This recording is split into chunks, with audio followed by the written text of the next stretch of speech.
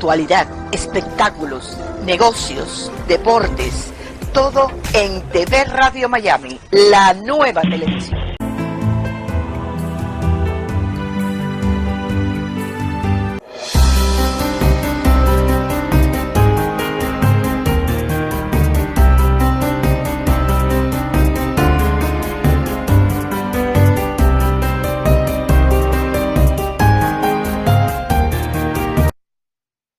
Hola amigos, me alegro mucho que estén aquí conmigo desde Miami y en el día de hoy muy orgullosa de contar con la presencia de un invitado muy especial para ustedes y muy especial para mí. Yo lo sigo en Facebook desde toda la vida y si he estado en cada guerra o en cada problema que ha habido alrededor del mundo en estos años, ha sido gracias a que lo he seguido, porque yo no soy corresponsal de guerra, yo nunca he estado en una, gracias a Dios, pero he vivido cada instante que él me lo ha hecho sentir gracias a las producciones que ha tenido con Univisión, con Telemundo, con Univisión ahora, creo que antiguamente con Telemundo, pero vamos a presentarlo para que sea él el que nos hable, no solamente de este reciente libro que ha hablado en todas las estaciones y que va a dar muchísimo que hablar, sino también de los otros dos anteriores que ha tenido, porque yo sé que este es el tercero y tiene tantas cosas que decirnos en sus 30 años de carrera que no quiero hablar yo por él, sino presentarles a Pablo Gato. Bienvenido, Pablo. Muchas gracias por invitarme. Un placer estar aquí. Gracias por estar usted aquí con nosotros, porque realmente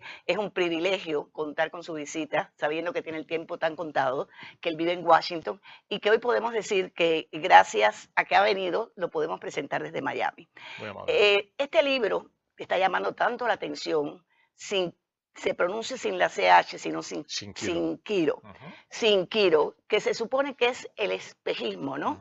El espejismo que estamos viviendo hoy en día. Es eso a lo que se refiere básicamente esta novela que usted ha escrito, que me imagino que tiene mucho de realidad. Muchísimo. Esto, Shinkiro, significa, es una palabra japonesa, como usted dijo, significa espejismo, porque todo lo que pasa en el libro en realidad no se acaba de entender hasta que se llega al final y se alcanza esa palabra, porque mucho de lo que ocurre es un espejismo, no es real. Este es un libro basado en todo el tema del movimiento por la independencia en España, que es el País Vasco y Cataluña, ¿no? Y es la historia de... ¿Por el grupo de ETA específicamente? Por el grupo de ETA, efectivamente. ETA, hay que recordar pues, a las personas que nos están viendo que es un grupo terrorista en España, pero que hace ya como 7 u 8 años que dejó las armas, aunque no las entregó todas, ya no hay, afortunadamente... Siguen algunos de ellos en Latinoamérica, ¿no? Sí, Cuba. hay en Cuba, por lo que entiendo, etcétera, pero bueno, hace ya, creo que fue en el 2012 que dijeron oficialmente que abandonaban la lucha.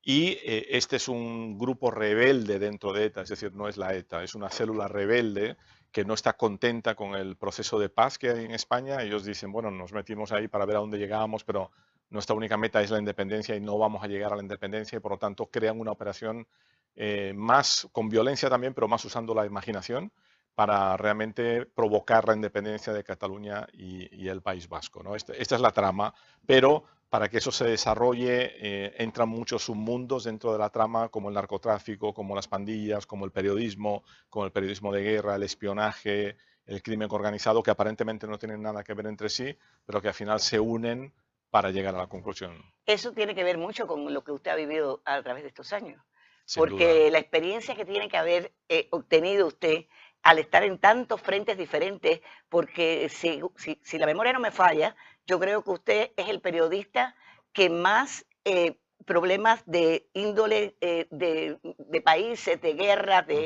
no solamente las guerras, porque también ha estado en los problemas políticos que han ocurrido en diferentes países.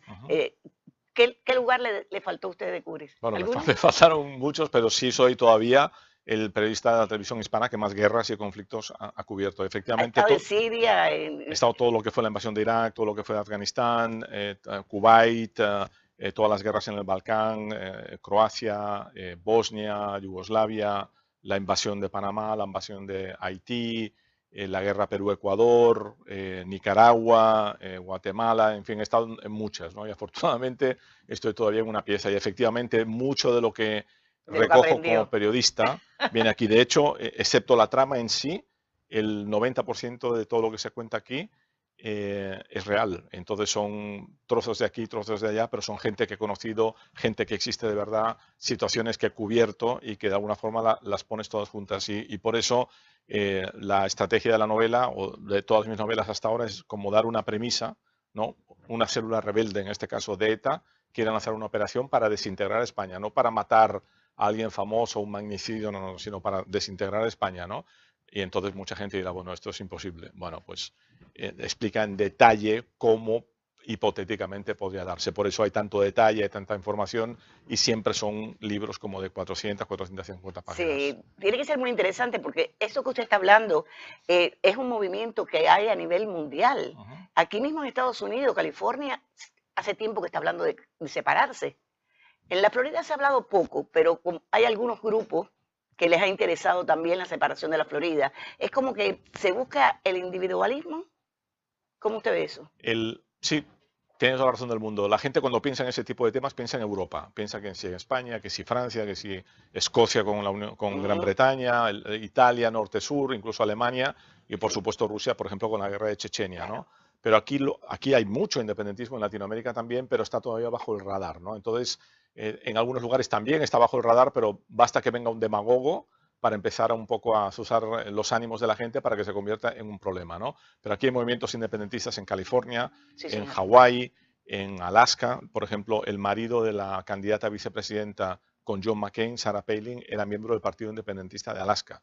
Por supuesto, Texas, que hay gente que se olvidó ya, pero Texas fue un país independiente durante 10 años y desde aquella hay gente que dice que El se... tejano. Yo soy Ajá, tejano. No soy ni exacto. mexicano ni americano, soy tejano. Exactamente, que hay gente que dice que Sí. se unieron ilegalmente a Estados Unidos y que se quieren separar. Y el actual secretario de Energía, que se llama Rick Perry, que fue gobernador de Texas Ujú, en el 2012, estaba en un meeting donde estaba este grupo que se llama Texas Republic, que son ujú. independentistas, y entonces le preguntaron, bueno, ¿usted ve alguna posibilidad de que alguna vez Texas sea independiente? Y él dijo, bueno, literalmente, si Washington sigue entrometiendo sus narices aquí, quién sabe, como coqueteando un poco, hicieron una encuesta en ese momento, en el 2012, y el 75% para ser exactos de la gente estaba contra el independentismo, pero el 20% estaba a favor. El 20% en Texas es 6 millones de personas en un solo estado, ¿no? Entonces, por supuesto, ni hablemos de Puerto Rico, que tuvo todo el tema de los macheteros, etcétera, etcétera. Entonces es un tema que aquí pasa bajo el radar, pero existe y también hay grupos que simple y llanamente no creen en el gobierno de los Estados Unidos. Y cada día más, porque Puerto Rico mismo es un país que el Estado Libre Asociado le funcionó por un tiempo, Uh-huh. pero hoy en día precisamente parte de lo que le está ocurriendo es por pertenecer como ciudadano de segunda a un país como Estados Unidos, que no le permite la libertad de acción de poder tener industrias que quiera o llevar el comercio que necesite y Uh-huh. tiene que pagar un débito por pertenecer, Uh-huh.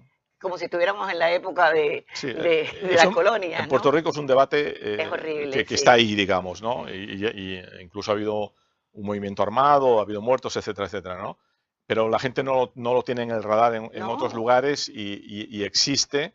Y de la misma forma que nunca se pensó a lo mejor que podría existir una guerra en los Balcanes tan brutal como la de Sarajevo, pues basta eso que venga un demagogo de vez en cuando y que lo haga, ¿no? Y hay esos grupos de los que hablábamos ahora, de que están contra el gobierno de los Estados Unidos. Hay uno que se llama Sovereign Citizens, que ujú. el mismo FBI dice que es un grupo terrorista, que ha matado ya policías, ha matado a funcionarios públicos, y ellos dicen que no creen en el gobierno de los Estados Unidos. Y el FBI dice que esta gente tiene 100.000 miembros y 200.000 simpatizantes y son violentos. Es decir, que mucho más de lo que la gente piensa suelen estar bajo el radar, pero en un momento de tanta división en este país, pues yo pienso que no hace falta ser Einstein para darse cuenta de que Sí. enemigos de este país podrían usar este tema también para levantar el perfil a través de infiltrar a gente, de financiarlos, de darles perfil en redes sociales y profundizar mucho más todavía la Y eso división que puede que hay. se esté haciendo ya.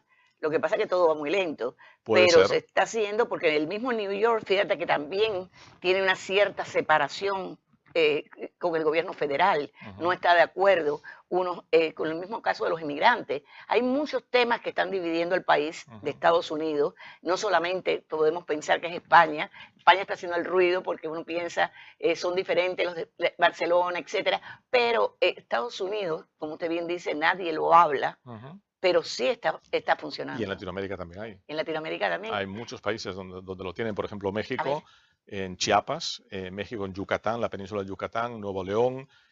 Recordemos que Panamá se creó separándose de Colombia, por ejemplo, sí. separatismo.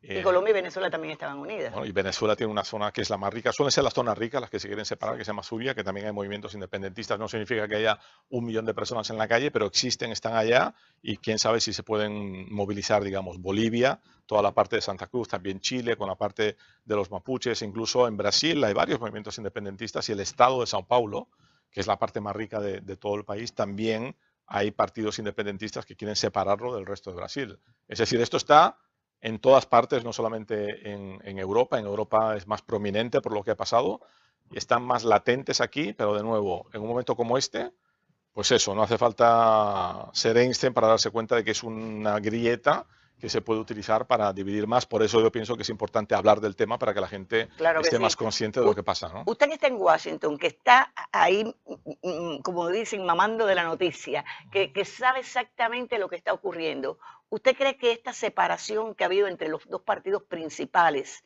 esta división tan grande que existe hoy en día en Estados Unidos, puede promover esas separaciones con más rapidez de la que se podía pensar en el caso de cómo se mantenía el país hasta hace unos pocos años? Yo pienso que lo que hay que pensar más es en enemigos externos, ¿no? ¿Sí? Que quieran Como Rusia, como Corea del ya se Norte, demostró, Irán. que se metió en las elecciones, positivo.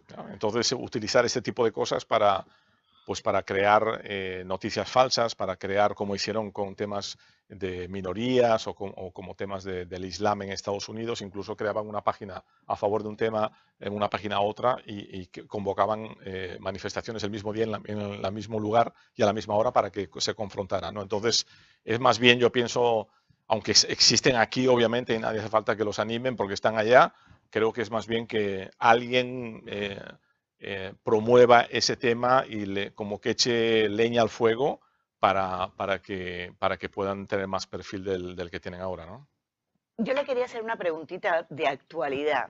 Eh, ¿Qué piensa usted de esta problemática de las personas que están entrando en miles como nunca se había visto en Estados Unidos, en un momento en el que supuestamente hay un presidente que no quiere que entren? Y en vez de ellos, por ejemplo, decir, ok, me van a meter preso, no voy, hay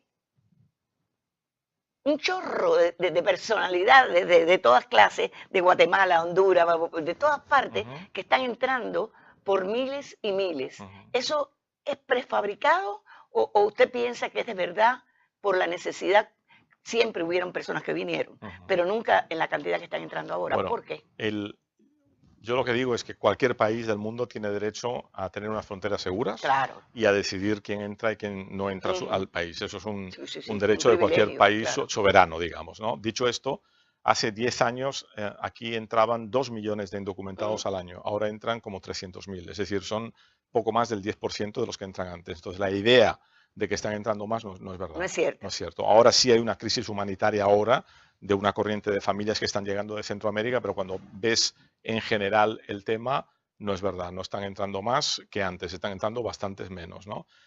Y también es curioso que hay mucha gente que critica esto, pero que al mismo tiempo contrata a los indocumentados, ¿no? Entonces yo siempre digo que a mí me parece que es muy hipócrita el sistema de inmigración de aquí, porque mucha gente lo critica, pero luego son los mismos que contratan Es que hay una indocumentados, realidad. ¿no? Si estas personas no le damos de alguna forma entrada, no hay personas que se encarman en los techos, como son las personas que están acostumbradas a la montaña, o personas que trabajan al sol, o recogen los tomates, o trabajan en los campos. Nosotros necesitamos de esa gente sin cultura también. Claro, es una doble moral. Es la moral de criticarlos durante la noche y luego contratarlos durante el día.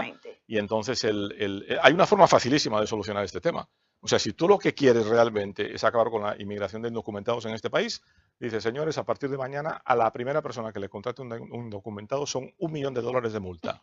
Desaparecen. No, Desaparecen. Tras las Sí, 5 claro primeras que sí. multas, no lo hacen. Hay un Sí. sistema que se llama E-Verify, que nunca se ha explotado al máximo, pero dicen, vamos a potenciar este sistema y a todos los empresarios que contraten, recordemos que según las acusaciones el propio presidente Trump contrataron a cientos de personas Sí, indocumentadas, señor. por cada uno que contrates $1 millón de multa y se acaba el tema. No hace falta ni controlar la frontera porque nadie los va a Nadie lo va contratar. a contratar y no Entonces, van a tener con qué comer. por eso digo que es Sí. hipócrita en el sentido que por supuesto que tienes derecho a decidir quién entra y quién sale, pero sé consecuente. O sea, o no los dejas entrar o déjalos entrar y que trabajen. Y por supuesto hay otras cosas, como por ejemplo el DACA, ¿no? Que son los niños que Eso vinieron es de un crimen. jóvenes.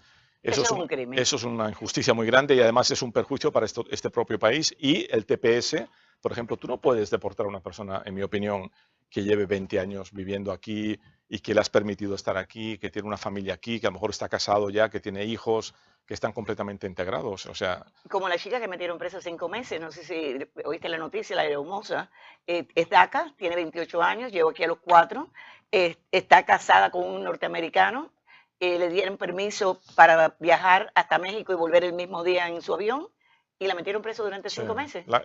Los jóvenes de DACA no tienen ningún sentido. No Vinieron aquí tiene de lógica. bebés o de niños y es peor para este país. Es decir, Es que lo criaste, lo educaste y ahora lo Claro, botas. No, claro. no tiene sentido. Y la inmensa mayoría de los jóvenes de DACA están estudiando, son excelentes personas, no se han dedicado a son estudiar, a norteamericanos. trabajar, son norteamericanos, excepto en papel, y son una contribución para este país que muchos otros Que países estamos los quisieran. envejeciendo, Por claro que supuesto. sí. Y todo esto teniendo en cuenta que hay un desempleo que es cero técnicamente. Entonces es que necesitas, porque si no, no van a poder pagar el Social Security a las personas que necesitan gente que llegue, ¿no? Entonces ver toda esta lucha cuando necesitas esa mano de obra, cuando el desempleo es cero y cuando realmente está entrando menos gente que antes, es un Porque esta es una sorprendente. lucha de racismo más que de otra cosa. Y político. Exacto. Y político, ¿no? Hay ciertas personas que son anti-inmigrantes, que son también racistas, y entonces es como echar leña al fuego, digamos, ¿no? Pero la realidad te dice que eso, ¿no? Si lo quisieras prohibir de verdad, si quieres ser consecuente, pon unas multas históricas y te aseguro que nadie los va a contratar. Claro ¿no? que ¿Y sí. por qué no lo hacen eso? Porque saben que la industria va a decir que no porque los necesitan. Claro que sí. Amigos, yo les quiero recomendar este libro. Este libro lo pueden conseguir en Amazon. Es un libro que lo puede leer como una novela, porque ese es lo bueno de la noticia cuando se hace novela, y se adentra dentro de los personajes para que pueda conocer la realidad de lo que está pasando en el mundo, porque nadie como Pablo Gatto puede escribir sobre este tema, un tema que está ocurriendo frente a nosotros y que quizás no nos damos cuenta porque vemos las noticias por pedacitos y no sabemos analizar el contexto de todo lo que puede ocurrirnos en muy poco tiempo. Realmente, Sin Quiro, de Pablo Gatto, el último cartucho del independentismo catalán, habla del independentismo catalán, pero de todo lo que está a su alrededor, que le puede también estar pasando muy cerca a usted. Muchísimas gracias, Pablo, por estar aquí con nosotros. Amable. Es un honor y realmente me siento muy orgullosa de haberte conocido. El honor es Encantada. mío. Muchas gracias por invitarme. Igualmente. Y amigos, eso ha sido todo por hoy. Les invito para un próximo programa aquí desde Miami.